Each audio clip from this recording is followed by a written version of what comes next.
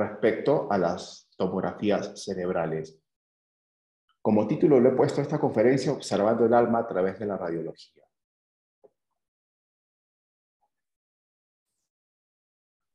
Entonces, primero, tenemos que saber en qué consiste, ¿no?, la radiología, la imagenología. La radiología es una rama de la medicina que utiliza la tecnología imagenológica para diagnosticar y tratar una enfermedad. Se puede dividir en dos áreas diferentes: radiología diagnóstica y radiología intervencionista. Los médicos que se especializan en radiología se denominan radiólogos, pero ojo, también existe la radiología como técnica, como carrera técnica.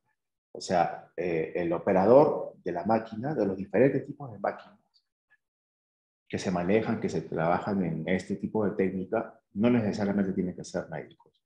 ¿Ya? Entonces, a ver, vamos a ver qué cosa es la radiología diagnóstica. Este tipo de radiología les ayuda a los profesionales de la salud a ver estructuras dentro del cuerpo.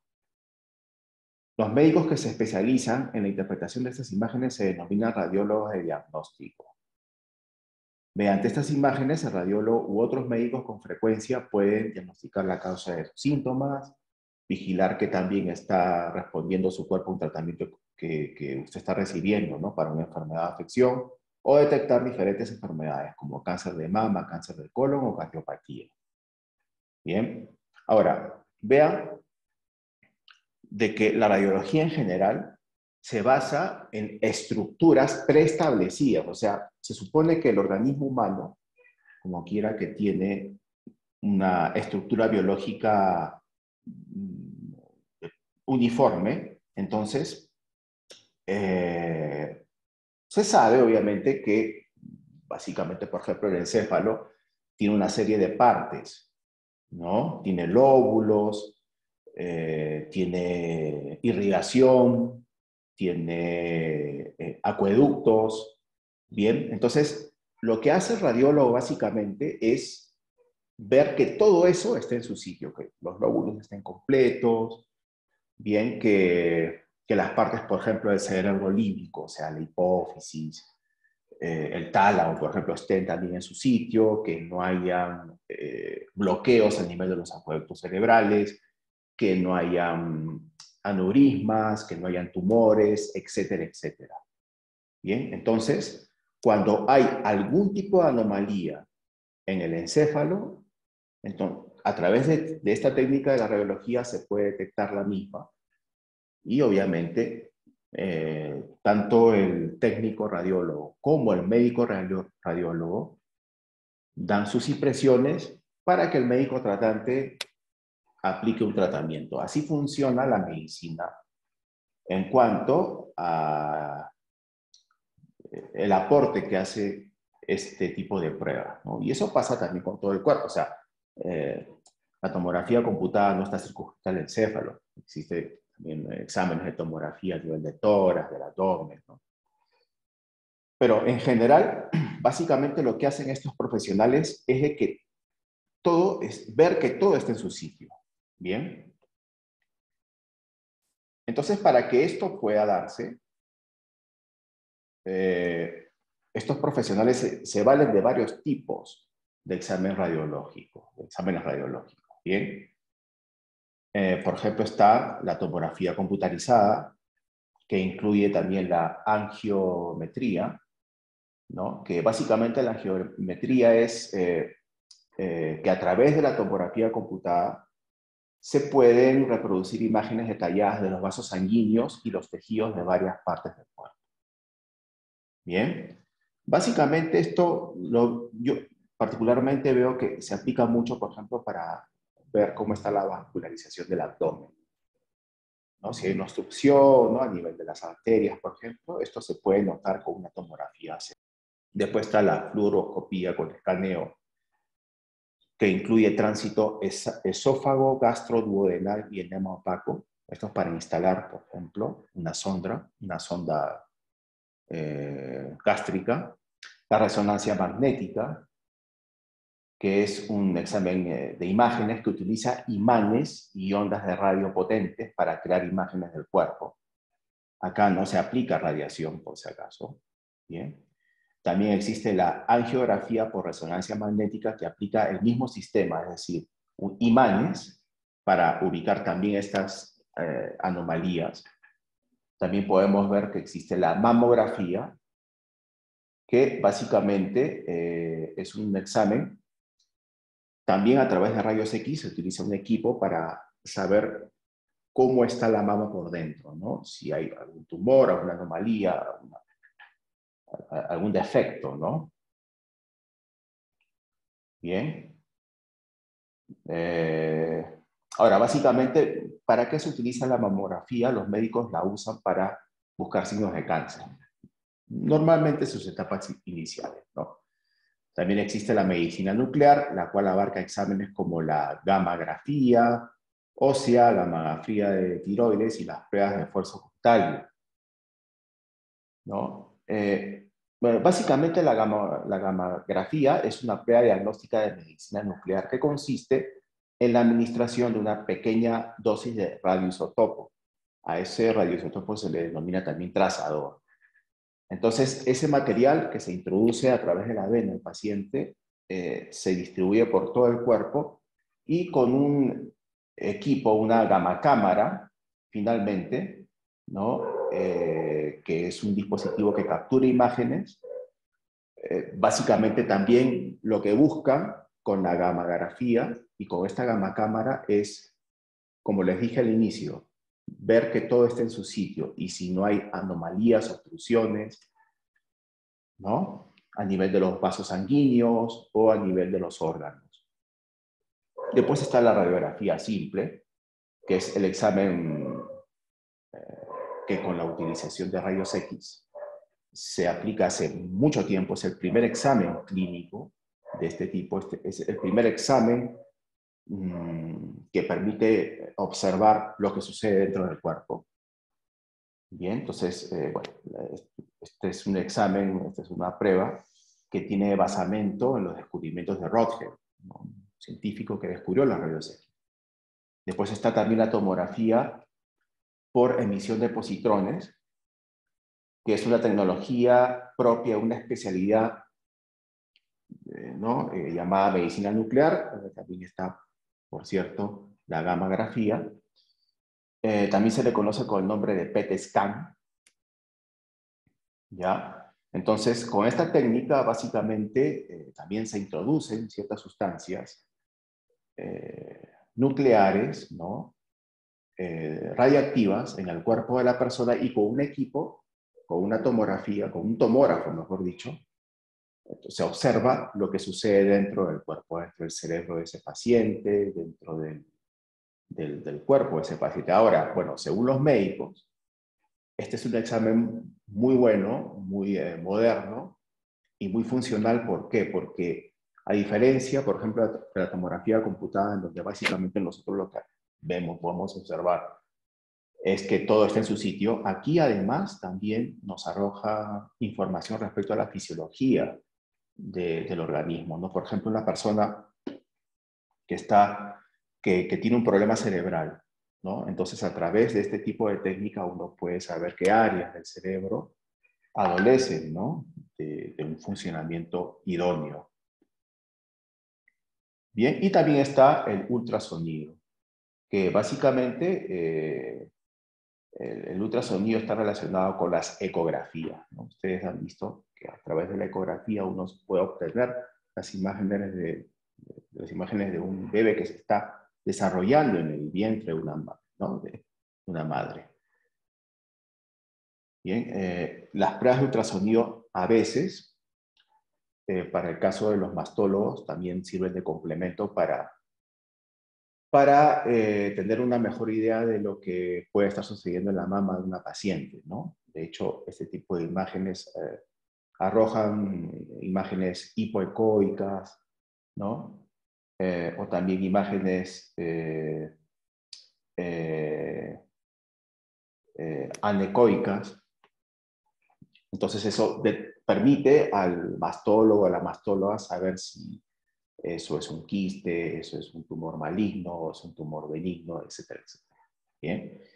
Claro, yo estoy explicando desde la perspectiva de la medicina convencional, por si acaso, ¿ya? No desde la medicina germánica. Esto, para tenerlo como cultura general, es importante. Bien, por último, yo les comenté al inicio de que hay exámenes, hay algunos tipos de pruebas que sí son válidos y que no están circunscritos únicamente a la tomografía computada. Por ejemplo, en relación a la mamografía, es un examen válido. El doctor Hammer utiliza imágenes de este tipo, de rayos X, en sus libros, en sus textos. No solamente de la mama, sino también utiliza imágenes tomográficas del vientre o del tórax de muchos pacientes. Bien, por ejemplo, cuando nosotros queremos estar seguros de que una persona presenta, por ejemplo, digamos, un exudado, ¿no? A nivel de la pleura. Si tiene un derrame pleural, o sea, una buena forma es a través de una tomografía computada, porque claro, la persona puede manifestar una disnea, pero si verdaderamente no estamos seguros del origen de esa disnea, porque pueden ser varios orígenes, ¿no? Voy a activar la cámara un momento para dialogar con ustedes. Una disnea puede tener muchos orígenes. Puede ser un problema del corazón, ¿no? Puede ser un problema sistémico, de la circulación sistémica. Puede ser un problema de la circulación pulmonar. Puede ser un problema a nivel de un bloqueo del funcionamiento del aparato respiratorio. Puede ser por una ensuelta de lobos, ¿no? Que son varios tumores que se forman a nivel de los alveolos pulmonares. O sea, hay muchas causas. Inclusive puede haber una disnea por un proceso leucémico, cuando no hay suficientes glóbulos rojos.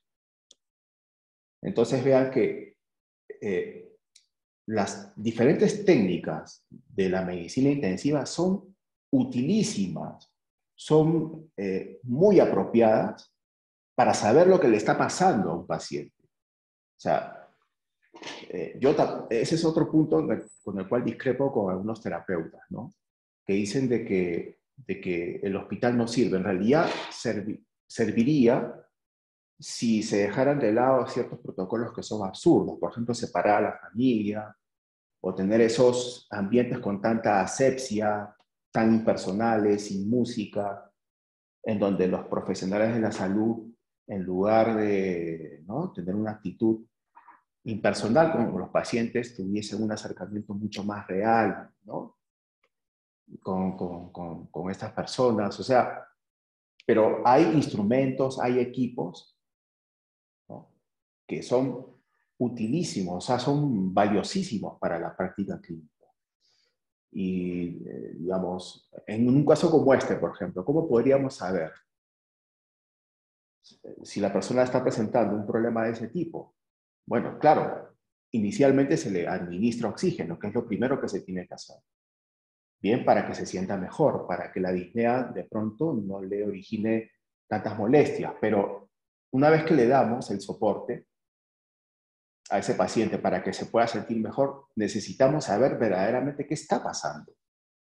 Ahora, claro, uno con un estetoscopio puede saber si, por ejemplo, le coloca el estetoscopio en la espalda a ese paciente y siente crepitantes, que es un sonido burbujeante. Claro, ahí sí, de pronto puede llegar a una conclusión. Esta persona no tiene agua en los alveolos, ¿no? O sea, las células caliciformes del pulmón están produciendo mucho moco. Entonces, eso, por ejemplo, nosotros en la nueva medicina ya nos dice algo. Esta persona puede experimentar un conflicto por ahogamiento, siente que se ahoga, ¿no? Siente que no toma la suficiente cantidad de aire. Pero si eso no es, y si, por ejemplo, se le saca un hemograma y de pronto la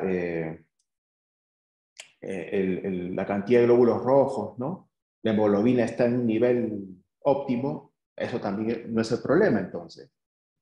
O sea que el aparato respiratorio está bien, los latidos cardíacos están bien, correcto, ¿no? Eh, Aunque claro, siempre una disnea pueden acelerarse un poco, obviamente. Eh, digamos, no, todo está bien a nivel de la prueba de sangre, pero entonces quizás sea pues un exudado, es un derrame pleural.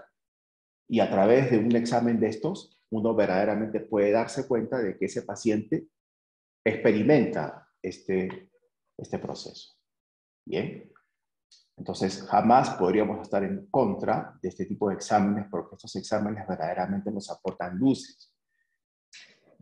Respecto a las tomografías ya cerebrales, ¿no? El doctor Hammer decía de que cuando no había una tomografía de por medio, trabajamos a ciegas. Literal, así lo dice el doctor Hammer en varios de sus textos. Sobre todo lo dice en La melodía arcaica, en este libro, Mi muchacha estudiantil. Ahí es claro, lo repite como 4 o 5 veces, no sé si ustedes han leído el texto, yo les recomiendo que lo lean. No es una traducción oficial, quizás tenga algunos errores, pero hemos tenido mucho cuidado con lo que hemos hecho ahí. Y recomendamos la lectura de ese texto, de ese libro. Bien, bueno, vamos a continuar entonces. Entonces ahora vamos a ver qué cosa es la radiología intervencionista. Los radiólogos intervencionistas son médicos que utilizan imágenes, tales como tomografía computarizada, ecografía, resonancia magnética y fluoroscopía para ayudar a guiar los procedimientos. Las imágenes son útiles para el médico al introducir catéteres, sondas, alambres y otros instrumentos y herramientas pequeñas en su cuerpo. Esto particularmente se considera para incisiones, cortes pequeños, ¿no? Entonces ahí podemos ver algunas técnicas o algunos ejemplos de procedimientos radiológicos intervencionistas que incluyen angiografía, ¿no?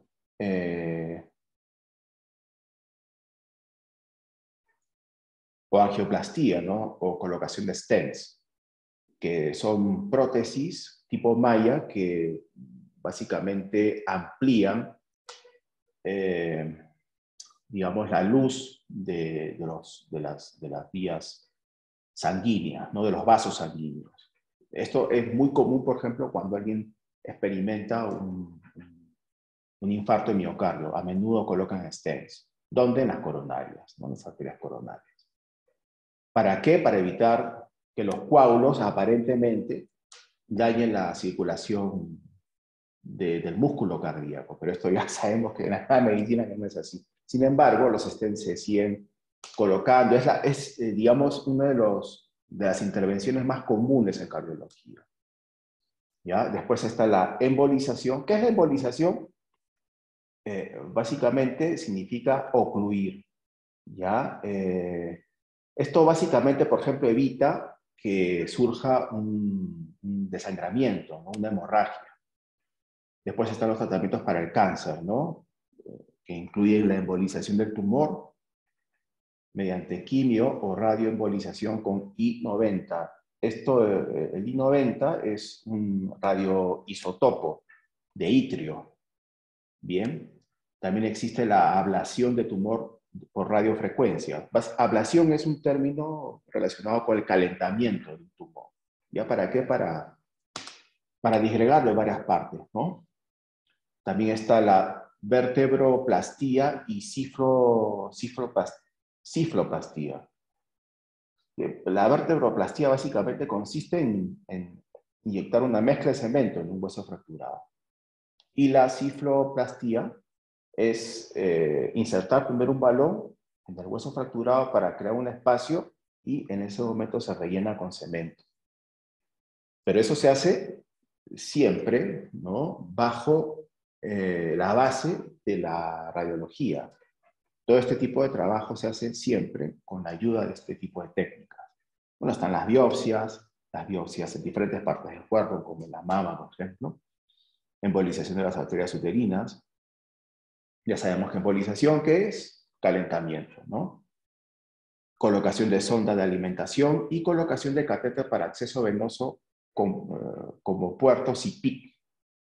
Eso de como puerto CIPIC es, bueno, PIC significa catéteres venosos centrales de inserción periférica, pero claro, esta es la denominación en inglés, ¿no? Que no sé cuál es, debe ser Peripheric Insertion Catheter o algo así, ¿ya? Entonces, en la ciencia curativa germánica, podemos valernos de los siguientes procedimientos. El primero, tomografía computarizada. ¿Bien? Después está la mamografía, también está la radiografía simple, porque si una persona, por ejemplo, se lesiona, no sé, un hueso, surge una fractura espontánea. ¿Cómo podemos saber realmente qué está pasando con ese hueso? Obviamente con una radiografía, ¿no? Y en menor medida la resonancia magnética. El doctor Hammer comparte imágenes de resonancia magnética en sus textos. Lo que pasa, el problema que existe con este tipo de técnica es de que con la resonancia magnética no podemos ver un foco de Hammer en actividad. Bien, ese es el inconveniente con la resonancia magnética. Pero sí se pueden ver, por ejemplo, cicatrices, se pueden ver obviamente edemas, bien. Para los que aprecian por primera vez este tipo de conferencias, queremos decirles, ya que estamos hablando de esta cuestión de la tomografía, de que la ciencia curativa germánica no denominamos tumores a la acumulación de neuroglía en el cerebro. Bien. Básicamente, los tumores cerebrales están divididos en una serie de tipos. Básicamente son acumulación de neuroglía. Bien, pero claro, la glía tiene varios tipos de células. Por ejemplo, los astrocitos. Entonces, cuando se acumulan astrocitos en una sección, una zona del cerebro, entonces los oncólogos dicen que el paciente tiene un astrocitoma. Pero en la nueva medicina, básicamente, lo que vemos ahí es, a menudo, simplemente acumulación de, sobre todo ese tipo de células gliales, producto básicamente de la repetición de ciertos conflictos. Bien. Bueno, vamos a continuar. Entonces, ¿qué es la tomografía computarizada? Un momento, por favor. Ya, gracias. ¿Ustedes me pueden oír? ¿Me ven? ¿Me oyen? ¿Pueden? Sí, Video y audio muy claro. Ya, sí, ok. todo bien. Ok, pueden ver también las imágenes, ¿no? Sí. Ya, entonces, acá comienza lo bueno. La tomografía computarizada es el medio más eficaz para saber el estado del alma de un ser humano. Es el medio más eficaz en este momento para poder entender lo que le sucede a una persona, lo que le sucede en el alma, qué conflictos tiene, qué sufrimientos está atravesando, qué situaciones lo tienen al límite, por qué no puede tener una vida plena, por qué está sufriendo, por qué tiene un cáncer. Es sensacional esto, verdaderamente. Ningún tipo de examen, claro, abordado desde esta perspectiva, puede darnos esta visión de las cosas. Claro, en una anamnesis, si yo me entrevisto con alguien, personalmente o por Zoom, por ejemplo, puedo saber lo que le está pasando. Y está bien. Esa es la forma correcta de trabajar un caso con un paciente.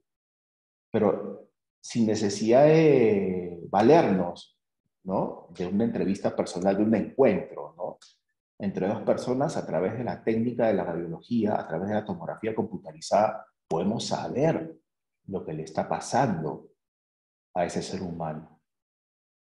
Es una cosa impresionante, la verdad. Entonces, bueno, ahí ustedes pueden ver algunos focos de Hammer.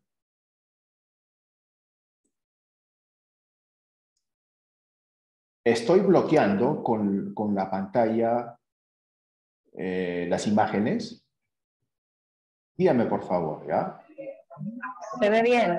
¿Se ve bien? Se ve bien. Excelente. Entonces vean, bueno, estas imágenes, estos tipos de focos de Hammer a menudo son difíciles de obtener. Bien, una vez yo recuerdo, me enviaron una tomografía de Brasil y la persona que era dueña de la imagen presentaba un gran foco de Hammer a nivel de la sustancia blanca, pero era casi como esta imagen que ustedes ven a la izquierda. Era impresionante, impresionante. Lamentablemente, no sé dónde está la imagen. Voy a contactar con esta paciente a ver si me la proporciona nuevamente.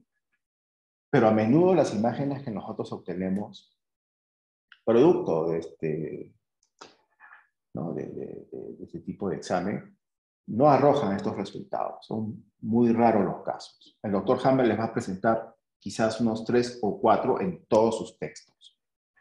Normalmente los focos de Hammer en la actividad tienen mucha sutileza y requieren de mucho tiempo, primero para ubicarlo, y después,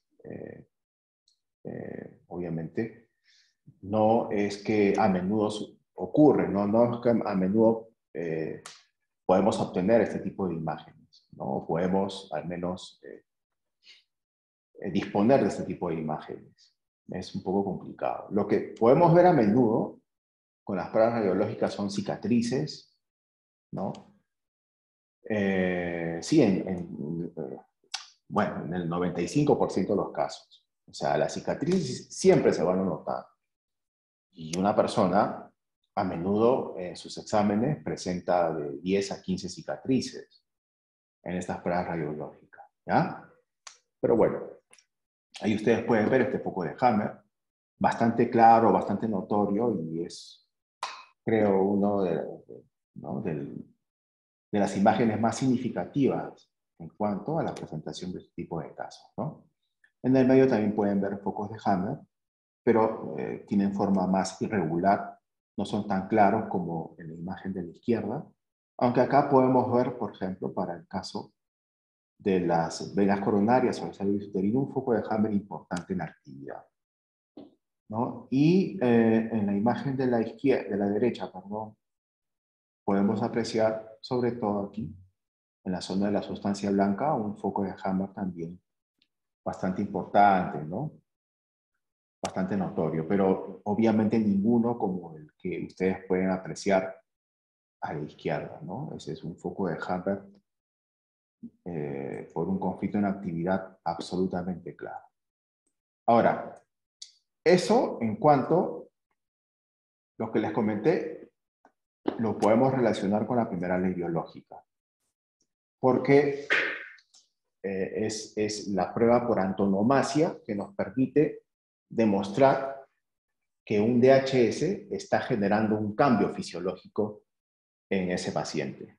¿Bien? Porque si uno, por ejemplo, tiene un conflicto de pánico a la muerte, evidentemente hay un cambio fisiológico.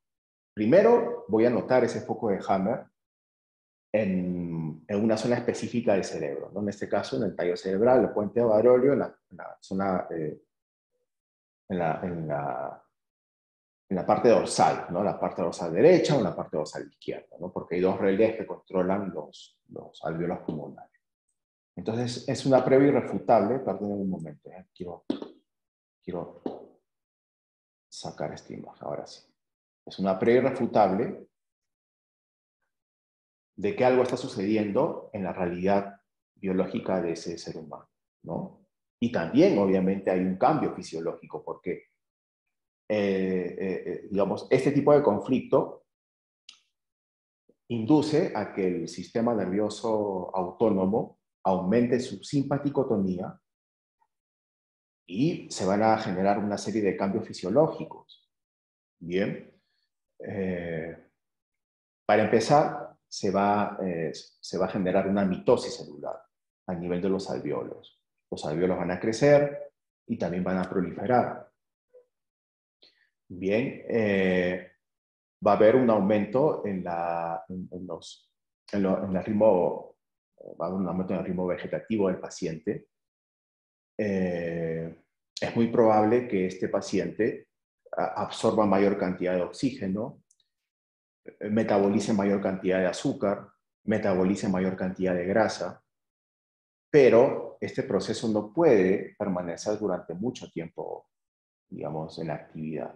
No puede estar mucho tiempo activo porque si una persona, por ejemplo, tiene un conflicto de pánico a la muerte por más de un mes, eso va a tener una seria implicancia en su propio proceso fisiológico. Porque va a tener después, van a surgir ciertos signos, ¿no? Por ejemplo, puede surgir una acidosis metabólica. Y la persona de pronto ya no va a poder absorber una cantidad suficiente de oxígeno. Claro, porque como quiera que se ha formado un tumor, el tumor absorbe todo, absorbe el oxígeno, absorbe los nutrientes, ¿no? Absorbe las grasas, absorbe todo. Es como si literalmente, ¿no?, entre comillas, se comiera toda la energía de este paciente. Y además, como quiera que este tipo de tumores hacen que sus células trabajen con menos unidades energéticas, entonces va a producir mayor cantidad de azufre. Hay seres, ¿no?, que producen azufre, pero dada su fisiología no hay ningún problema, porque es un elemento con el cual pueden convivir, pero por ejemplo los mamíferos, sobre todo los animales terrestres, que producen muy poco azufre, cuando se da un cambio a nivel metabólico y las células, producto del cáncer, digamos, producto del conflicto, que se reproducen y que trabajan con 2 unidades energéticas, a diferencia de las células eucariotas, ¿no?, que trabajan con 38. Entonces producen tanto azufre que eso termina por intoxicar al paciente. O sea, una persona, cuando no resuelve un conflicto de pánico a la muerte, no solamente va a tener un compromiso a nivel del aparato respiratorio, sino también va a presentar un compromiso a nivel de su fisiología. Pero eso se puede ver con una tomografía cerebral. Vean ustedes, o sea, eso es lo más interesante de esto, que se puede demostrar. O sea, yo no puedo estar con un paciente conversando, ¿no? No lo puedo atender, no puedo interactuar con él mismo.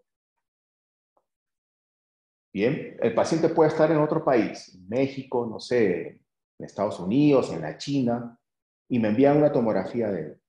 Y yo veo en la zona del control de los alveolos pulmonares un foco de Hammer en actividad, y yo sé que ese paciente tiene que resolver un conflicto. De no hacerlo, va a morir. De hecho, es lo que pasa muy a menudo. Cuando alguien le dice que tiene cáncer, se activa este programa biológico. Por eso la gente se muere. No se muere por la metástasis. O sea, no se muere, por ejemplo, por el cáncer, no sé, de páncreas, o el melanoma, o por el tumor cerebral. Se muere por el conflicto de pánico a la muerte. Y de hecho, y eso lo saben muchos terapeutas además, ¿no?, cuando recibimos un caso de un paciente con cáncer que sabe nada o muy poco de la nueva medicina, está con pánico. Cree que se va a morir. O sea, ¿para qué vamos a trabajar en melanoma o el cáncer de mama o el tumor cerebral, que son a la larga inocuos? ¿Para qué vamos a trabajar eso si lo más importante es trabajar el pánico que observa o el pánico que le han insuflado, ¿no?, los oncólogos, diciéndole que tiene cáncer y que si no se trata, se va a morir? Eso es lo que tenemos que tratar. ¿Bien? Pero esas cosas se ven con una tomografía cerebral. Y además, repito, con una tomografía cerebral se ve cualquier otro conflicto que aún no ha somatizado, digamos, que aún no ha generado ningún efecto. A menudo los síntomas vienen cuando el conflicto se resuelve. En un 75% de los casos, claro, hay casos en los cuales los síntomas surgen durante la actividad conflictiva. Pero a menudo las personas se sienten mal, presentan síntomas muy agudos, producto obviamente de la vagotonía, cuando el conflicto se resuelve. Entonces ya le podemos decir, mira, fíjate, tienes este conflicto, ¿bien? Ya resolviste este conflicto, digamos, resolviste el conflicto de bocado, ¿ok? Entonces tú tienes que descansar, se van a presentar estos signos, estos síntomas, vas a presentar una hematoquesia, vas a estar muy agitado, agotado, extenuado, vas a caminar una cuadra y vas a querer volver a tu casa porque el cuerpo no te va a dar, porque así es la vagotonía. Pero además, tienes un conflicto de desvalorización. Cuando ese conflicto lo resuelvas, cuando entiendas que no tienes por qué desvalorizarte y que todos los desafíos que te plantea la naturaleza simplemente son pruebas adaptativas para que tú finalmente seas una mejor persona, de repente te va a comenzar a doler el fémur. o te va a doler la cadera, o vas a sentir un fuerte dolor en la zona lumbar. Entonces ya lo preparas al paciente. Entonces vean que la radiología es maravillosa, primero porque permite demostrar fehacientemente, de manera fáctica, que uno sí puede enfermar por sus conflictos biológicos. Y segundo, desde el punto de vista terapéutico, es maravilloso porque tú le puedes decir a un paciente lo que le va a suceder después. Así lo preparas y el proceso terapéutico camina como una máquina, como un tren, ¿no? Como un avión. O sea, camina bien, ¿ok? Sin contratiempos, sin las a menudo normales, ¿no? Sin las a menudo normales contratiempos producto del proceso, ¿no? Bueno, entonces, ahora, respecto a la segunda ley biológica, vean, ustedes ahí observan un foco de Hammer en actividad. Característica esta de la primera fase de un programa biológico. Pero cuando alguien resuelve un conflicto biológico, ¿qué pasa en esa misma zona del encéfalo? Se genera primero un edema y después una cicatriz. Ahí están presentando, esta es una imagen que en realidad no es mía, la tomé de otro material, pero digamos como que para aclarar, ¿no? Eso no es un edema, eso en realidad es una cicatriz, pero con fines ilustrativos, no didácticos, sí se entiende de que el foco de Hammer también pasa por un proceso. Es decir, que la segunda ley biológica, el doctor Hammer, también la pudo observar, ¿no? También se pudo dar cuenta de la misma a través de la técnica de la radiología. Y de hecho, vean, yo les quiero mostrar algo aquí. Es un texto, un libro, el libro del doctor Hammer, el libro creo que uno de los más conocidos, ¿no? El Testamento de una nueva medicina, que precisamente ahí ustedes pueden ver ese gran foco de Hammer. Bien, ese gran foco de Hammer. Bueno, ahí en el texto, el doctor Hammer se refiere a un paciente italiano, ¿no? Que tiene un conflicto a nivel del periósteo, pero que en esta imagen se nota más o menos a la altura de la sustancia blanca. Pero es un conflicto de separación brutal. Ustedes pueden ver la imagen, ¿no? Sí, se ve bien. Ok, ya. Entonces ahí él muestra el foco de Hammer. Entonces él dice, yo creí que esto era un foco, o sea, un error radiológico, pero al mismo paciente, al mismo paciente le sacan otro examen, otra tomografía, y ya se ve que el foco de Hammer, perdón un ratito, comienza a dematizarse.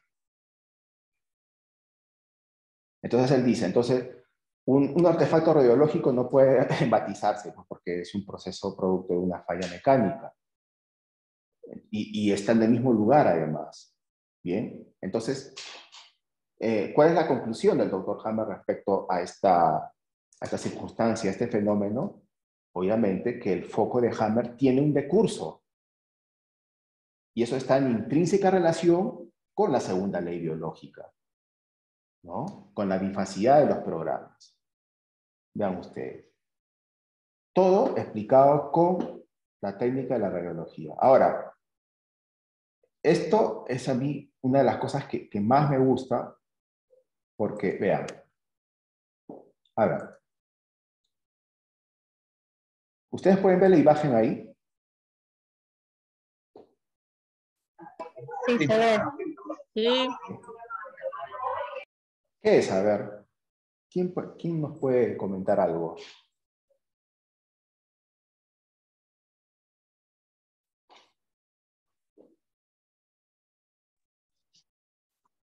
Es un riñón. Es un riñón, sí, claro, es un riñón, Es el riñón. es Es el el Las riñón. riñón. diferentes capas embrionarias de origen. ¿Y ustedes qué creen cómo llega a la conclusión del doctor Hammer Y es el corte lateral. ¿Cómo creen que el doctor Hammer llega a la conclusión de que el riñón tiene varias capas embrionarias? El doctor Hammer no era embriólogo. No era embriólogo, estudió, sí, obviamente tuvo que empaparse del tema, pero él no era pues un especialista, por ejemplo, en biología o embriología comparada, o química moderna, que por cierto son ramas de la biología que tienen cientos de años. La biología en realidad comienza con Arquímedes, ¿no? En la antigua Grecia. Es un conocimiento que tiene mucha data, claro. Obviamente que es a partir del siglo XIX en donde la biología en sí adquiere un cuerpo, ¿no?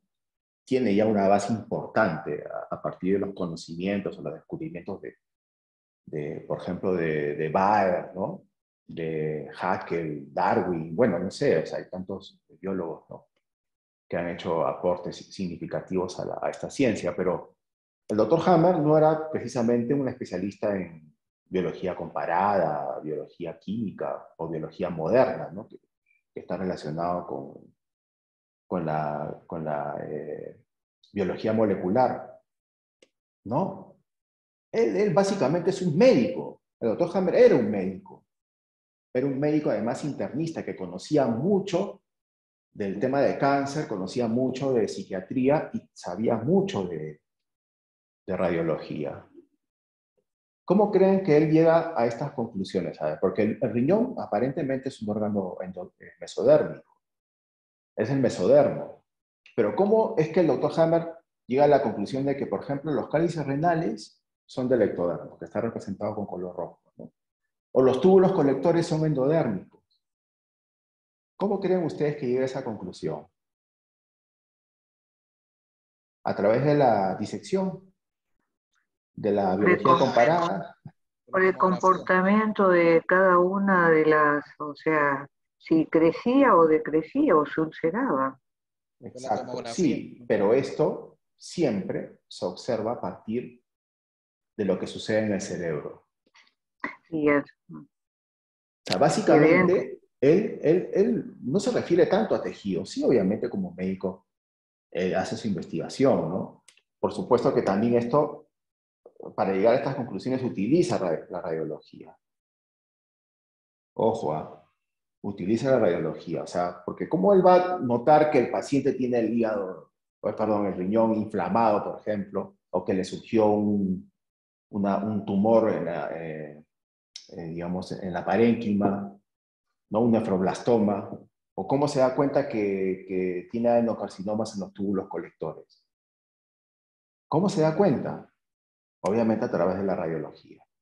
¿Bien? Pero ya, en ese punto, quizás aparentemente no es tan importante la tomografía cerebral, pero ¿cómo se da cuenta, ya para disgregar, ¿no?, los diversos tejidos de este órgano?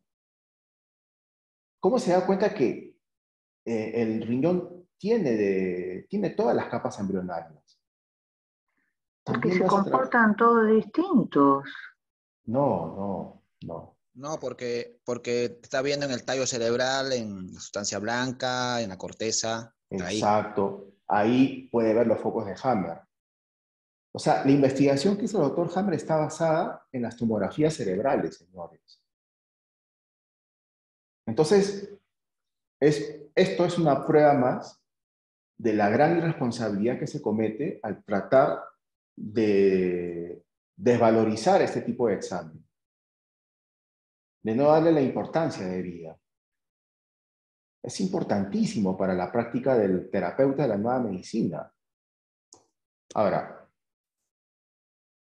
es precisamente lo que les quería comentar. Voy a tener que desactivar la cámara para que se pueda ver. Vean, en cuanto a los riñones tienen 3 centros de control. Esta también obviamente es una de las grandes genialidades del doctor Hammer, ¿no? Establecer la relación entre capas embrionarias y zona del cerebro desde donde se controla. Ese es verdaderamente un aporte extraordinario para la medicina. Bien, entonces, en primera instancia, los túbulos colectores renales se controlan desde el puente de Barón, ¿no?, en un corte axial. Bien, un corte axial. O vamos, en todo caso, para hacerlo de manera cronológica, vamos a empezar desde arriba, ¿ya? Vamos a empezar con los cálices renales.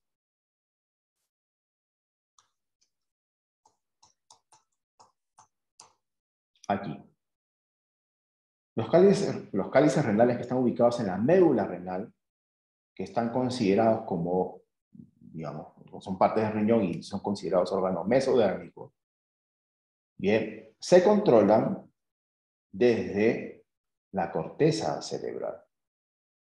Bien, tienen sus relés en los lóbulos temporales derechos e izquierdos del encéfalo. Aquí más o menos, donde estoy colocando el cursor, aquí. Aquí. Bien, porque es bilateral, es un órgano bilateral, ¿no? Tiene dos centros de control. Cálices, en este caso, derechos y cálices izquierdos. Es contralateral el control, ¿no? La conexión eléctrica. Entonces, si un paciente, por ejemplo, que tiene cálculos de urea, ¿bien? Si tiene infecciones urinarias, bien, entonces va a presentar un efecto a nivel de esta zona del encéfalo. Si es un paciente que tiene incontinencia urinaria, también. ¿Ok? Entonces aquí se van a notar los focos de Hammer, aquí. Y esta zona controla los órganos ectodérmicos. Ahora, si el paciente presenta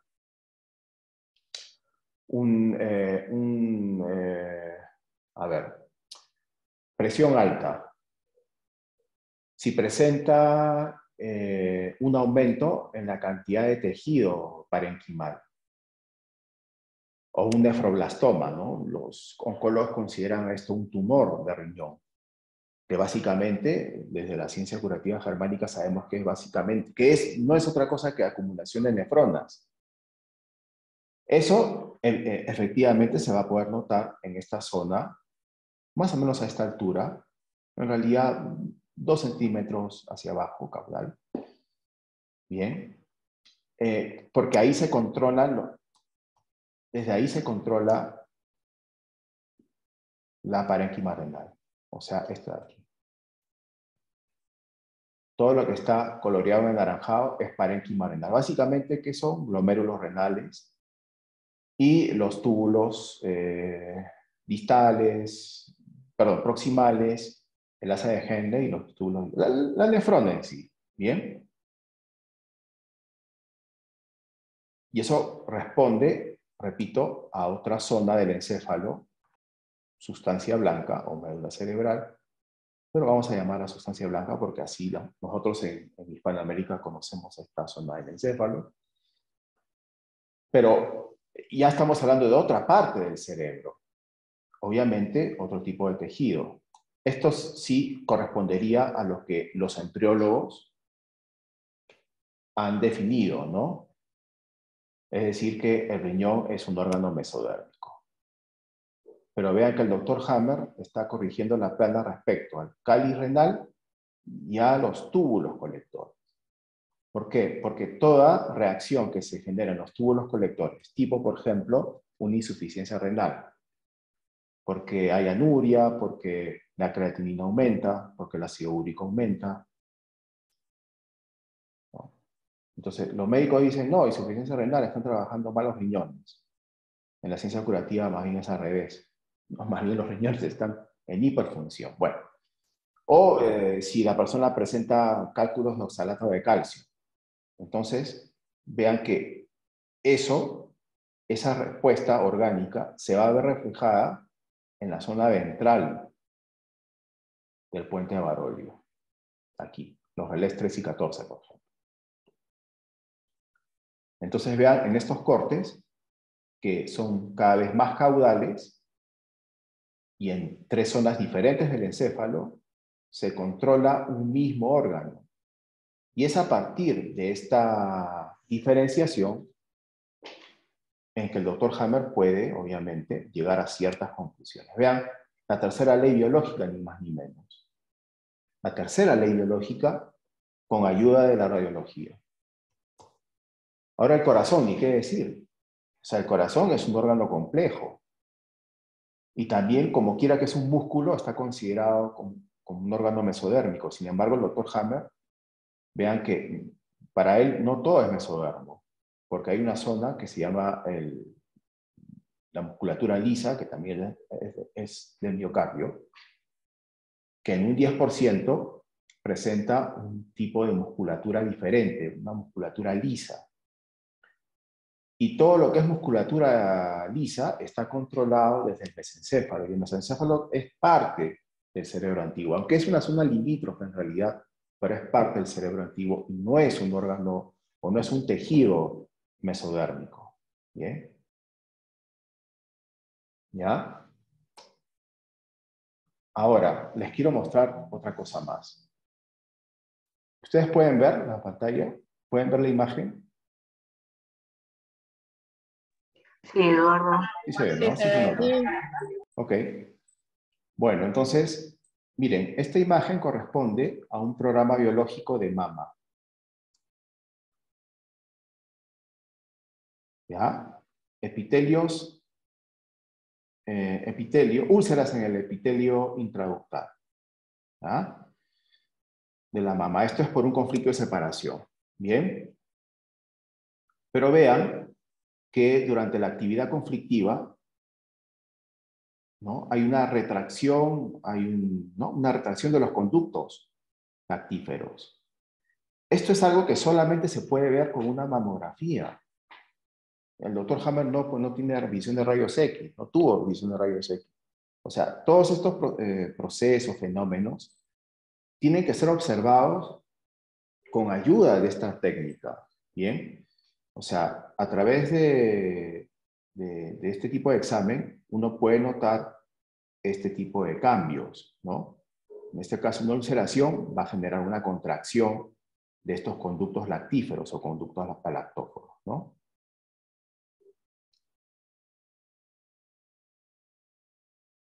Entonces acá también el doctor Hammer se refiere a una cirrosis, ¿no?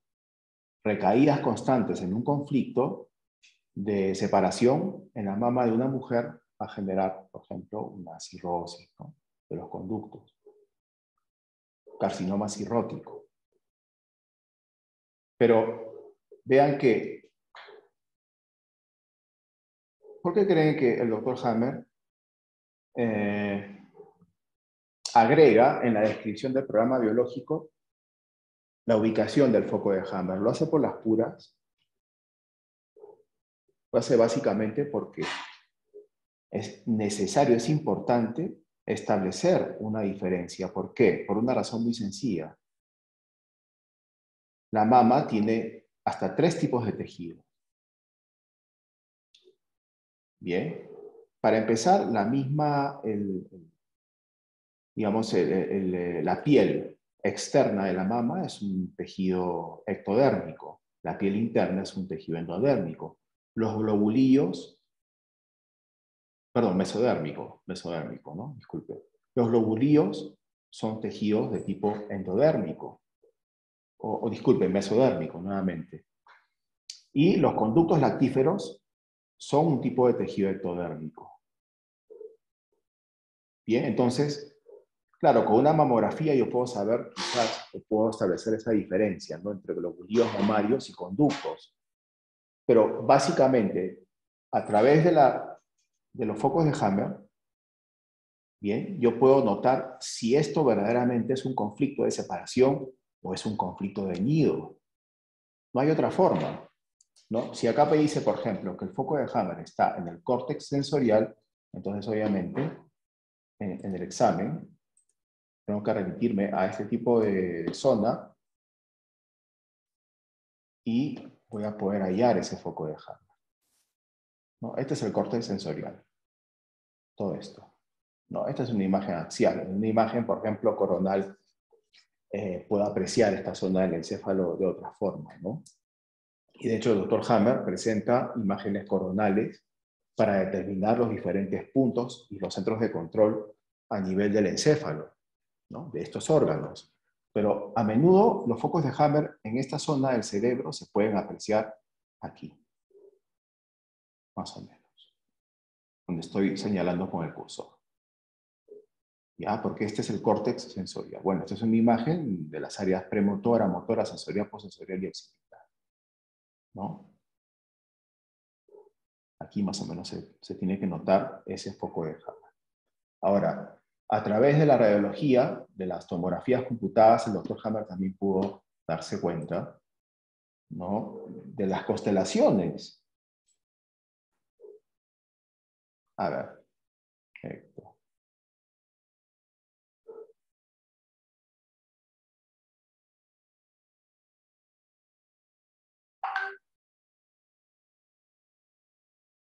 Esto 16, aquí.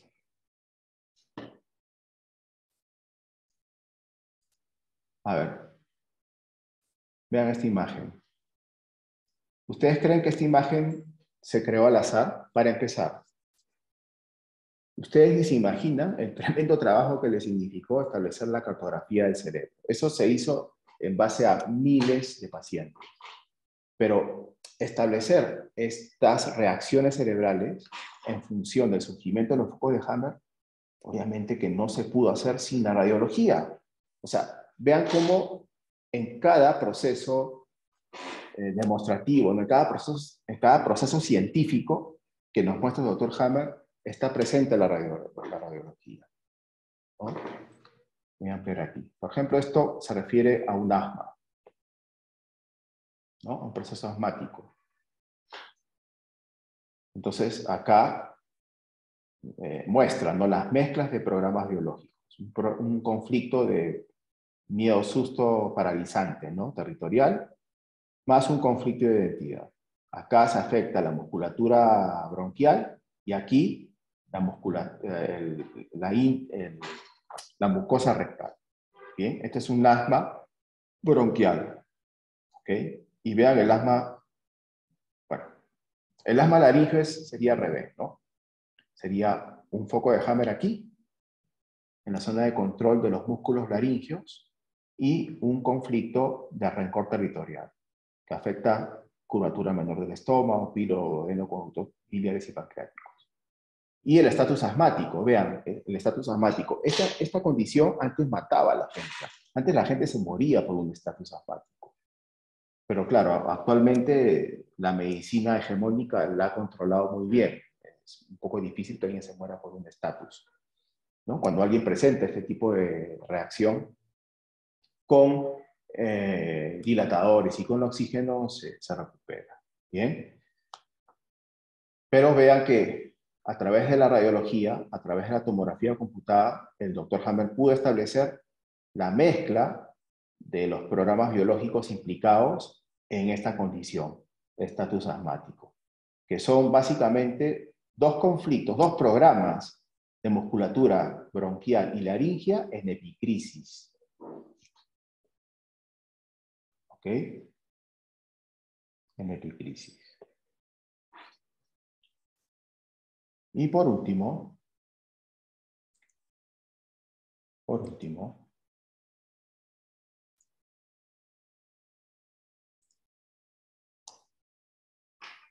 cuarta ley biológica. ¿Por qué? A ver, ¿quién me puede decir por qué yo muestro esta imagen de un edema cerebral en relación a la cuarta ley biológica? ¿Quién podría responderme esta pregunta?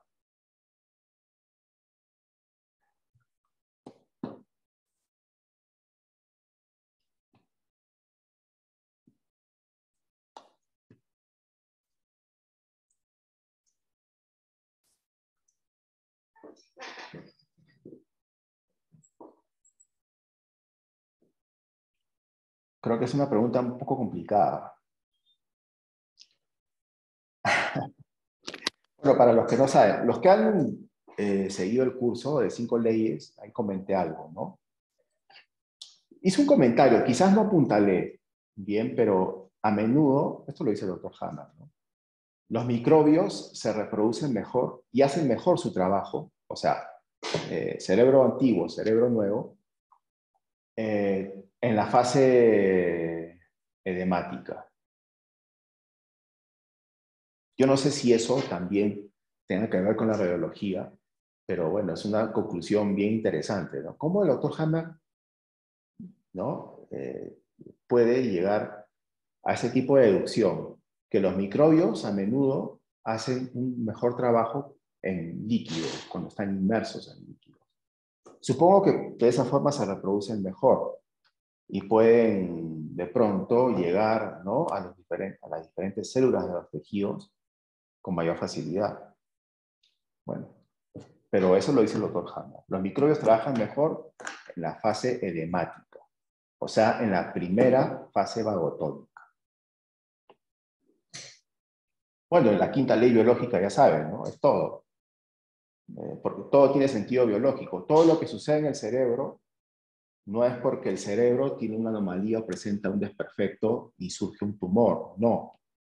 Todo se debe básicamente a que el cerebro es obviamente llevado hacia ciertos procesos para que el organismo funcione mejor, para que su fisiología brinde una prestación óptima y el ser animal o humano pueda resolver su conflicto.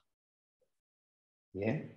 Bueno, gracias por la asistencia. Voy a dar paso a las preguntas, quizás hayan algunas por aquí. Con todo gusto las voy a contestar. Sí, hay unas preguntas en el chat. Voy a leer la primera que dice, ¿se puede ver un poco de Hammer con una radiografía simple? No, es con una tomografía. Por eso, al inicio, comenté de que el examen, el tipo de prueba radiológica que requerimos para observar los focos de Hammer es la tomografía computada. Antes se le conocía con el nombre de tomografía axial computarizada, TAC, pero ya no se le conoce como TAC. Bien, ahora simplemente tenemos que referirnos a este examen como tomografía computada, nada más. Tomografía computada. Lo que pasa es que, como comenté, ¿no? O sea, es para entrar en contexto, porque si nosotros nos referimos a la radiología en general, estamos hablando de una serie de pruebas, ¿no?, de una serie de exámenes, ¿no? Gammagrafía, tomografía computada, mamografía, ¿no? Una radiografía. Hay varios exámenes, ¿no?, como hemos visto. Dentro de todos los exámenes que hay algunos incluso que no necesariamente son las tomografías computadas, pero que no son útiles a los que hacemos la nueva medicina. Pero para observar focos de Hammer en el cerebro, de todas maneras, nos tenemos que remitir a la tomografía computada. Sin medios de contraste, por cierto. Bien, hay otra pregunta que dice, ¿cómo se ve el foco de Hammer durante una recaída? Un momento. ¿Cómo se ve el foco de Hammer durante una recaída? Sí, durante una recaída. Ok. Simplemente surgen nuevamente los anillos concéntricos. Tienen que notarse nuevamente, porque si es una recaída, o sea, en sí se ven como focos concéntricos, pero que son irregulares. Se ven como irregulares, tanto en una recaída como en un raile.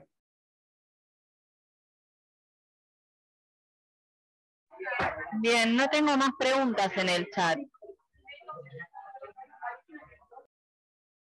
Ok. Le doy el micrófono a Pablo. A ver. Hola, muy buenas tardes. ¿Qué correlaciones hay, por ejemplo, entre el tamaño de un tumor en centímetros y lo que puede encontrarse también en una tomografía de alguna forma, con tal de poder indagar en la antigüedad de un conflicto o algo así? Pero el tamaño.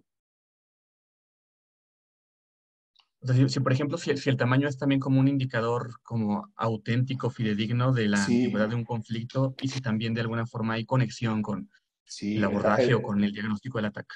sí, el tamaño nos dice cosas. Bueno, a ver. El tamaño en primera instancia va a depender de la zona del cerebro, porque no es igual el tallo cerebral que la sustancia gris. O sea, los relés en el tallo cerebral son pequeños, en cambio las sustancias gris son mucho más grandes. Eso para empezar, ¿no? Ahora, el foco de Hammer sí tiene una forma que cuando tú no resuelves el conflicto, la onda o el difractograma va creciendo, se va haciendo más grande. Y cuando resuelves el conflicto, la cicatriz también va a ser, ¿no?, bastante notoria. O sea, cuando nosotros vemos cicatrices grandes, ahí nos damos cuenta de que ese conflicto duró un tiempo, ¿no?, importante. Vean, llegados a este punto, yo les sugiero que sigan el curso de tomografía. En el curso de tomografía, que es el único hasta ahora, ¿no?, que se brinda, ahí doy todos esos detalles. Bien, pero no se trata simplemente de captar una idea por curiosidad, o sea, es un sistema. Pienso de que todos los que hacemos nueva medicina germánica deberíamos saber cómo funciona el cerebro y cómo ver estos conflictos reflejados en las imágenes. Ese es mi modesto punto de vista. Porque por algo el doctor Hammer no comparte las imágenes en sus textos. O sea, en cada caso que muestra, siempre presenta una tomografía cerebral y también de órganos. Pero la técnica de la tomografía computada tiene un sistema que hay que conocerlo, pero en el curso lo tengo bien explicado, está bien disgregado. Inclusive diría que está sencillo de entender.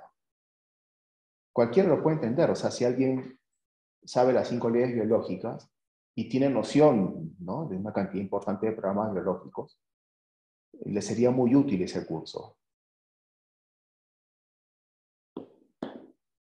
Bien, ahora hay más preguntas. En incontinencia urinaria, ¿cuál sería el conflicto?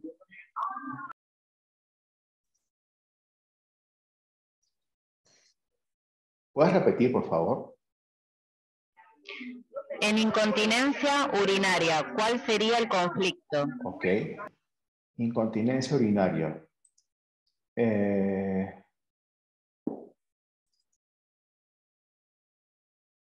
Ya. Sí, para el caso de incontinencia urinaria, hablamos siempre de un conflicto de marcaje territorial o una constelación, también por la misma causa, ¿no? O sea, dos conflictos de marcaje territorial.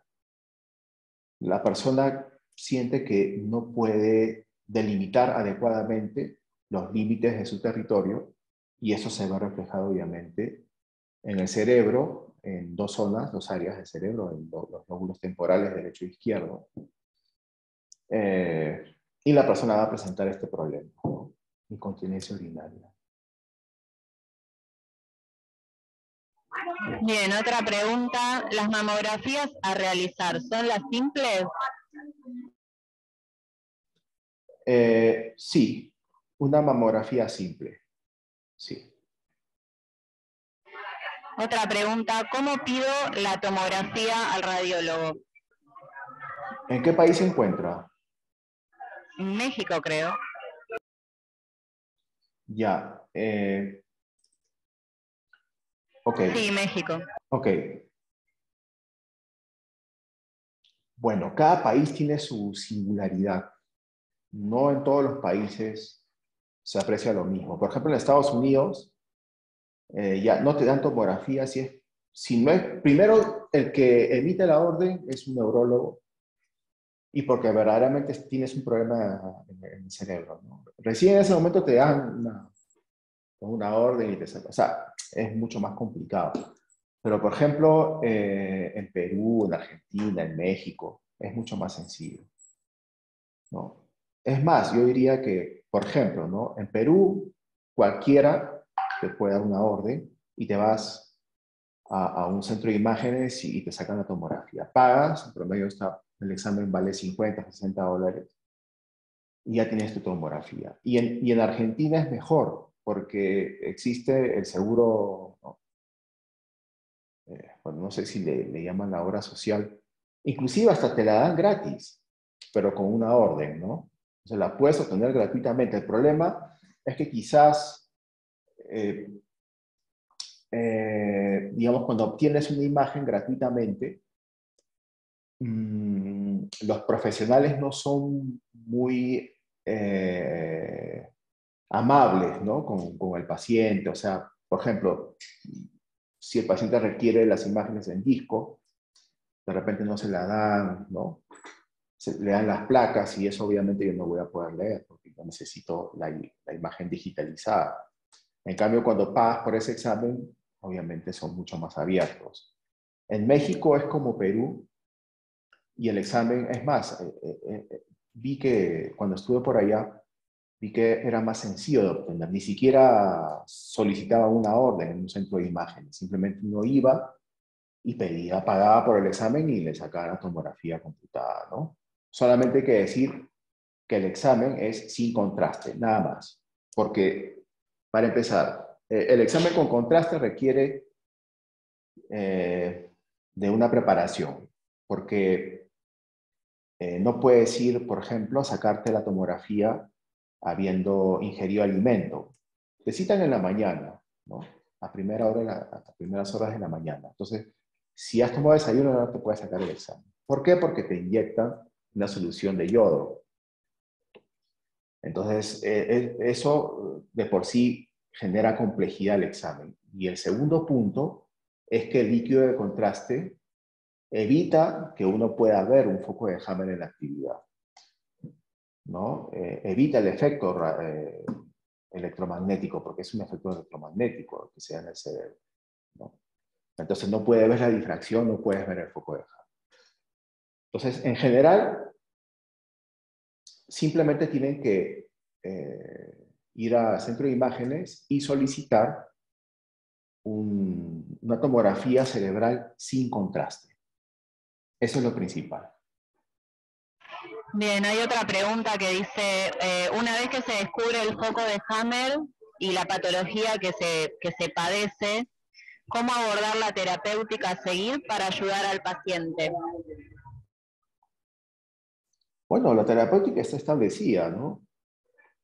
Y es algo que confunde a mucha gente, porque, a ver, si sabemos a priori, ¿no?, de que un conflicto biológico genera un cambio fisiológico, pero ese cambio fisiológico está siendo alterado o está prolongándose más de la cuenta porque nosotros o no somos conscientes de que el conflicto que experimentamos lo causa o no tenemos la habilidad de resolver un conflicto. O sea, el paciente tiene que entrar en contexto, el terapeuta tiene que llevarlo hacia ese punto para que se dé cuenta de lo que está sucediendo. Bien, para que sea consciente de que el problema que está experimentando necesita resolverlo. Ya, eso es cuando alguien de pronto tiene claro el conflicto que experimenta, pero también obviamente sabemos de que hay conflictos que son del inconsciente, ¿no? Pero hasta para eso hay técnicas, ¿bien? La nueva medicina germánica ofrece ese tipo de herramientas, en este caso la melodía arcaica. Ahora, de verdad que hay muchas formas, ¿bien? Pero si nos seguimos a lo que el doctor Hammer ha expresado, para empezar está la habilidad, ¿no?, la capacidad de investigación y la intuición del terapeuta, sus conocimientos, si puede, por ejemplo, leer tomografías. Entonces esas cosas obviamente suman al proceso. Entonces, si el conflicto es finalmente ubicado, resolver el conflicto y contener al paciente durante el proceso, porque hay un proceso. Bien, pero yo quiero detenerme en este punto. Me voy a explayar aquí porque me parece que eso también puede generar confusión. Vean, el doctor Hammer tenía tanto conocimiento que podía tratar a cualquier paciente. Independientemente que supiese o no la nueva medicina, el doctor Hammer trataba a todo el mundo, porque era un experto, pues, o sea, es el creador del sistema, o sea, tenía un conocimiento amplio, extenso, ¿no?, de esta ciencia curativa. Entonces, pero, ¿qué pasa con nosotros? Con nosotros es un poco más complicado, ¿bien? Porque sí o sí requerimos, digamos, de que la persona se haga cargo también. Requerimos de que la persona se haga consciente. ¿Y cómo se hace consciente? Empezando a asimilar las 5 leyes biológicas. Ojo, eso no quiere decir de que, por ejemplo, viene alguien y te pide ayuda y tú le dices, bueno, ¿sabes qué? Mira, anda, aprende las 5 leyes biológicas y nuevamente me buscas. Tampoco se trata de eso, ¿bien? Porque, a ver, hay casos y casos. Si, por ejemplo, me busca una persona que ya está en tratamiento, bien, que ya está, por ejemplo, en ciclos de quimio, ya le han dado radioterapia, y que, es más, hay pacientes que me buscan y me dicen, no, me tratan muy bien, estoy muy a gusto con las personas del hospital, o sea, yo estoy muy bien, pero me han hablado de la nueva medicina. Bueno, eso ya es diferente, porque yo no le voy a decir, señora, ¿sabe qué? Deje ese tratamiento porque lo más probable es que se empeore. No le voy a decir eso. A esa persona le tengo que decir, vea, revisa las 5 leyes biológicas, trate de entenderlas, ¿no? Si engancha con eso, me busca nuevamente. Ahí sí se justifica un procedimiento de estos. Pero si, por ejemplo, viene alguien que no ha ido a ningún médico y que sabe, ¿no? Que te busca porque de alguna manera, ¿no? Inconscientemente, ¿no? Le dice su corazón muchas veces, que este es el camino, que siente que su cuerpo tiene la capacidad de restablecerse a sí mismo, que nunca ha tomado pastillas, que siempre ha confiado en por ejemplo, la medicina holística. Ahí sí puede ser, obviamente, ¿no? Mucho más claro con lo que con lo que le vas a decir y puedes atender a esa persona. Y de arranque le puedes decir de que más bien no vaya, no visite esos establecimientos de salud porque la cosa va a empeorar. Entonces, finalmente, la conclusión es de que cada caso es particular. Cada caso tiene que ser observado, ¿no? Cada caso tiene que ser abordado de una forma muy particular. Pero ya para cerrar la pregunta, ¿no? En general, a ver, tenemos que partir de una premisa, de pronto, o un escenario, ¿no? Ya la persona no sabe de la nueva medicina, pero conoce las terapias holísticas, no confía en la medicina hegemónica. Ya. Viene un caso de esos, tú lo atiendes y tienes que decirle las cosas como son, ¿no? Estos procesos biológicos se dan porque tú experimentaste un conflicto, no es una enfermedad, sino simplemente es un cambio. Bien, si está generando problemas es porque no estás resolviendo el conflicto, pero cuando resuelvas el conflicto, aparecer esto, esto y esto. ¿Okay? O si estás ya en proceso de solución o estás recayendo en ese conflicto, entonces cuando termines de resolver el conflicto, finalmente se va a desencadenar todo esto, pero no tengas miedo porque es parte del proceso. Eso es lo que hay que hacer. Ahora, si a la persona le interesa el tema y quiere saber más acerca de lo que está experimentando, obviamente, va a tener la inquietud, ¿no? De aprender esto. Así va a ser. Bueno, otra pregunta. Bueno, Mirta pregunta, ¿qué sería una constelación? Bien. Una constelación es la mezcla de programas biológicos.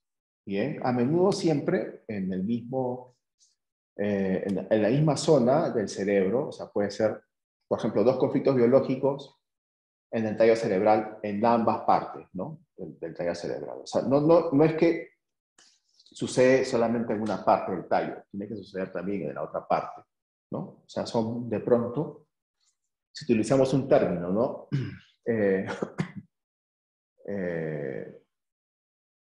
Digamos, una situación conflictiva que genera un impacto en ambas partes del tallo cerebral.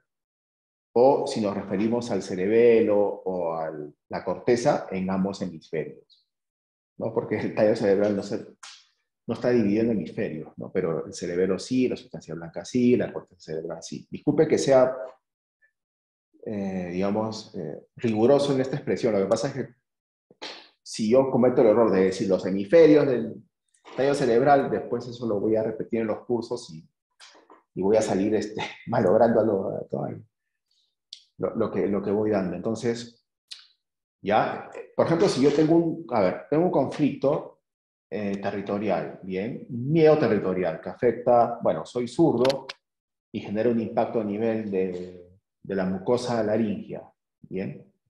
Pero resulta que puedo experimentar otro conflicto, ¿bien? Territorial, pero como quiera que ya está afectada el área izquierda y hay un cambio en la cantidad de hormonas que produzco, entonces ese otro conflicto va a impactar el otro hemisferio, ¿bien?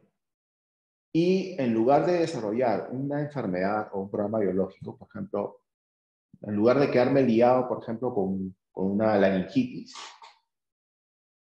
puedo manifestar conductas autistas.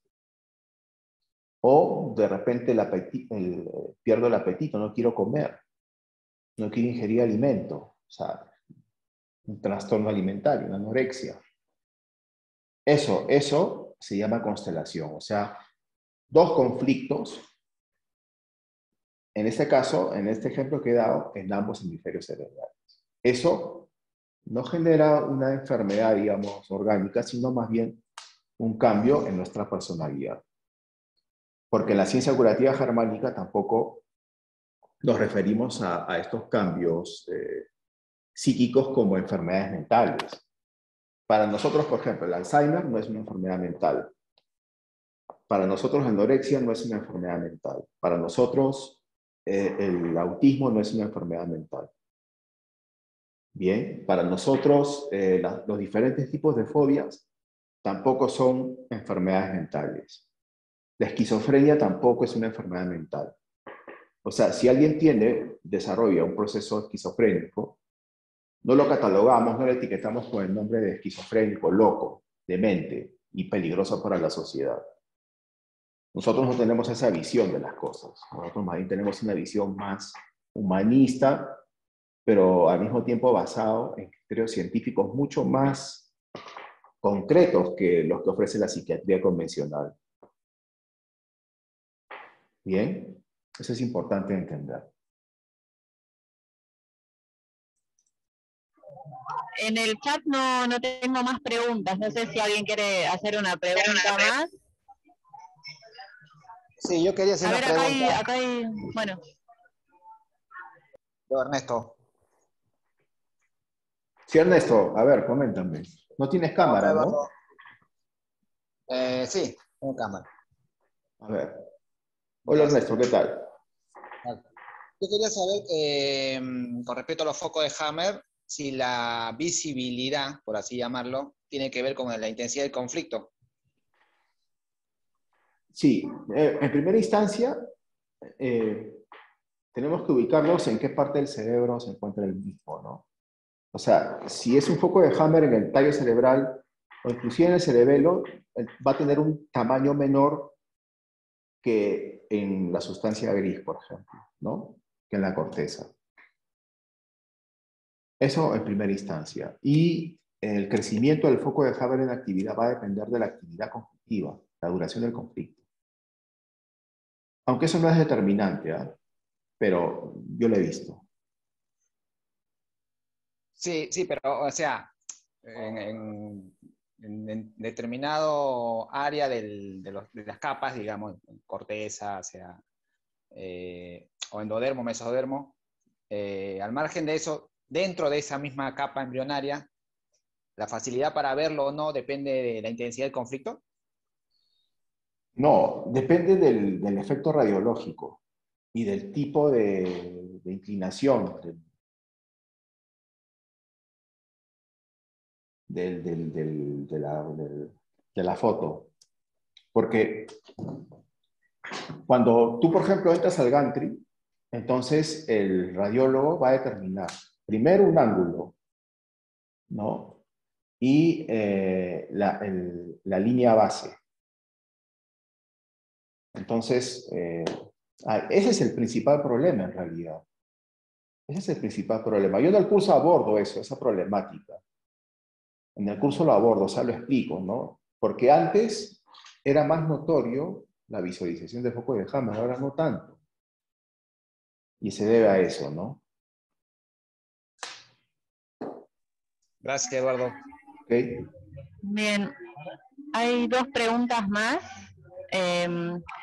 Alexis pregunta, cuando es un niño el que presenta los síntomas, ¿se le pueden encontrar focos de Hammer? Y otra pregunta más es, si aún no ha sido impactado por un bioshock, o si habrá bioshock en ese niño, aunque no haya vivido emoción fuerte. Ok.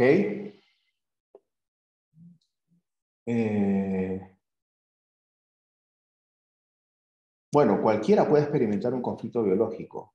Un adulto, un niño, inclusive hasta en el vientre materno se puede experimentar un conflicto.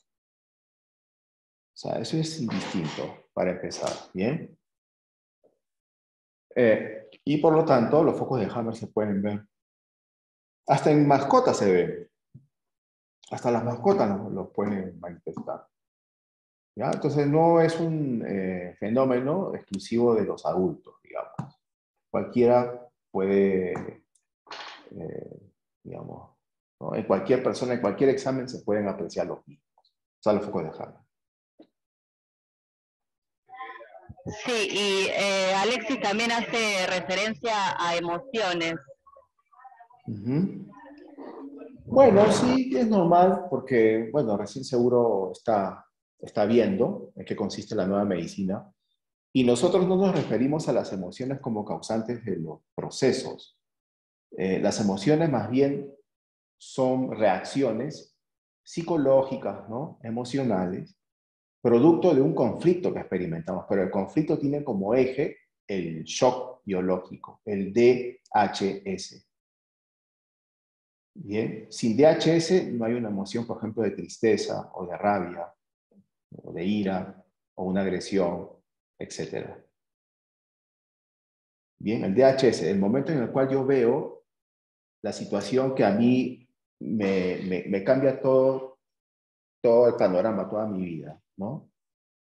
Por ejemplo, que veo a mi hijo que se accidenta, o llega a casa inconsciente, lo traen. Eso puede generar un grave shock biológico. O que me sacan del trabajo, o sea, hay muchas situaciones que nosotros lo experimentamos como tal, ¿no? Eso es el detonante. Ya lo que viene después son las emociones, obviamente. No es que la emoción me va a generar un conflicto. Eso hay que tenerlo claro, por favor. Sí, bien. Acá Silvara pregunta, si la persona sufre un accidente, ¿se ve foco de Hammer? ¿Se forma luego o nunca se forma? Se ve una cicatriz. Obviamente que se ve una cicatriz. Por ejemplo, un accidente que podría ser como un ataque. Literalmente es como un ataque, ¿no? O sea, yo me lesiono el brazo. Hace años, alguien de ahí, según dicen unos expertos, que no son expertos para mí, porque ellos cometen muchos errores, entonces decían de que un accidente nunca genera un foco de Hammer, pero eso es erróneo, y eso lo he visto además. Yo he visto muchas veces focos de Hammer, o sea, reacciones cerebrales, producto de cirugías, por ejemplo, o producto de accidentes, ¿no? O sea, por ejemplo, una persona se accidentó y se rompió el brazo, o se rompió el hombro, o se rompió la pierna, y eso se puede notar en la forma de una cicatriz. Claro, quizás no vas a ver el foco de Hammer en la actividad, pero vas a notar la cicatriz. Algo pasó en esa parte del cuerpo con ese paciente, con esa persona. Bien, hay una última pregunta que dice, entonces la esquizofrenia, autismo, Alzheimer, etcétera, ¿no son mentales, son biológicas? Son condiciones biológicas, así es. Obedecen a un sentido. Tienen sentido, o sea, claro, eso va a cambiar, ¿no? Ostensiblemente tu personalidad, tu conducta, pero ese cambio tiene una razón de ser. Ahora, eso que los médicos dicen locura, no es que va a permanecer durante mucho tiempo, o sea, no es que tú vas a manifestar esas reacciones durante toda tu vida. Sabemos en la nueva medicina que eso después de 2 o 3 meses se estabiliza. Te quedas con la constelación, pero puedes vivir, puedes hacer una vida completamente normal. ¿No? ¿no? Pero ojo, ojo, esta parte es importante, sobre todo para aquellas personas que tienen familiares, no allegados con una condición psiquiátrica. No depende de ustedes, ¿ah? No depende de ustedes. O sea, si ustedes conocen la nueva medicina y les parece fantástico esto y creen que con eso van a poder ayudar a alguien que manifiesta un trastorno psiquiátrico, digamos, y que está medicado además, no.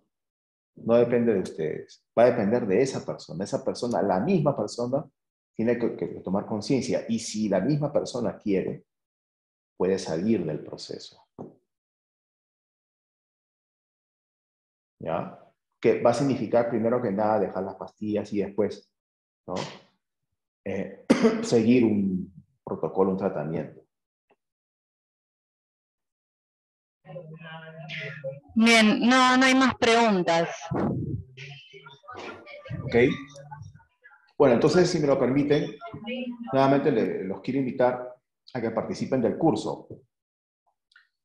Como quiera que me he explayado, ¿no?, en el tema de las tomografías y lo importante que significan para la expansión de la nueva medicina, entonces, bueno, yo tengo el curso en la plataforma a un precio que es $400, pero solamente por una semana, o sea, desde hoy hasta el próximo, hasta este sábado, vamos a hacer un 25% de descuento. Vamos a dar un 25% de descuento. En lugar de 400, el curso va a estar $300, ¿bien? Solamente por una semana. Después vamos a dejarlo en su precio original. ¿Ok? A ver si hay algún interesado aquí. Simplemente me avisa a María Cecilia o me avisa a mí directamente y le damos todas las facilidades para que puedan adquirir el curso. Bueno, nada más. Muchísimas gracias por su tiempo y estamos en contacto. Cualquier consulta que ustedes quieran realizar, ya saben que nos tienen a María Cecilia y a mí siempre, permanentemente a su disposición. María Cecilia, te dejo el micrófono. Muchas gracias a todos.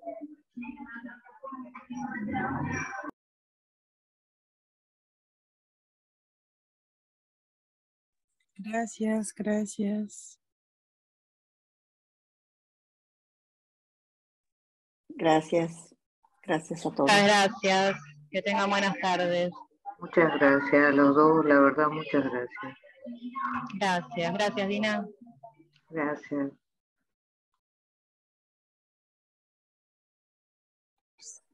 Muchas gracias. Que tengan un bonito día. Gracias, igualmente.